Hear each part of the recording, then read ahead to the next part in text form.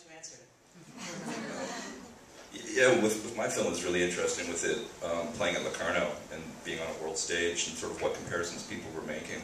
I mean, they were playing with films from China and Israel and seeing sort of parallels between our work, even though there was... But then beyond that, there's a lot of American films, so they kept calling us sort of like the cousins of the American New Wave. Films like Compliance, that was just playing at TIFF. But yeah, what was really great though is, yeah, people know Canadian cinema. And not just sort of the obvious ones, where there people are talking about going down the road and Nobody Waved Goodbye. And I mean, a real hero for me is Alan King. I really looked to that sort of wave of, that sort of first burst of sort of lower budget and sort of space, somewhat documentary-like methods.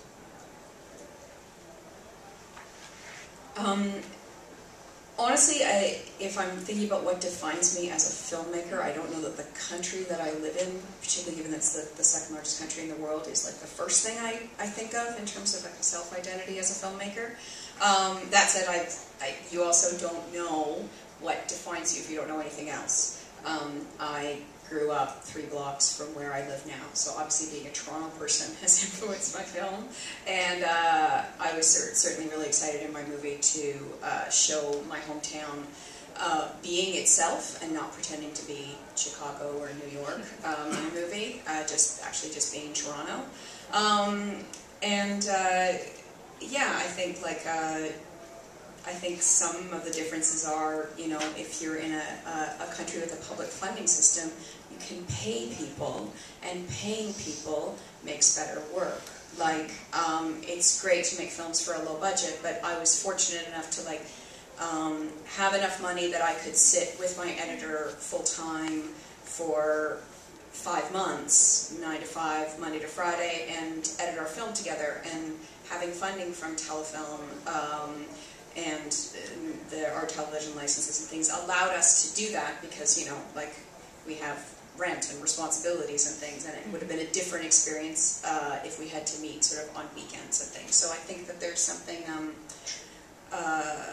really kind of great about having the resources to make a film on good terms. I also don't totally have a sense of what it means to be a Canadian filmmaker. I mean, I think within Canada there's often a sort of stigma associated with Canadian films, but I actually think we have a pretty long and diverse history of filmmaking, so that kind of, you know, what people assume to be the Canadian film is, I think, a little unfair. But I think also, like, Canadians are, like, as a nation, self-deprecating. So, you know, like, how we view our own national cinema may also, you know, like, yeah. There's you know, I think it's part of what makes us funny sometimes.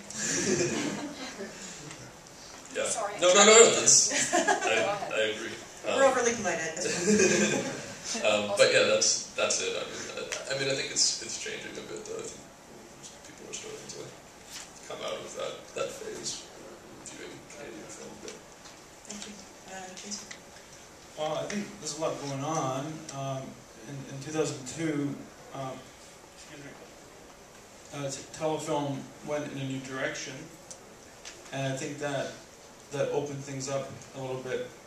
And I think it's a dialectic in a sense. There was a pushback at the same time, so there was interesting films coming out of the new direction, but there was also a pushback for people to do more auteur work as well, because you know, there was a focus on a box office, and now I think it's coming back around a little bit, and you're seeing a lot of different things happening.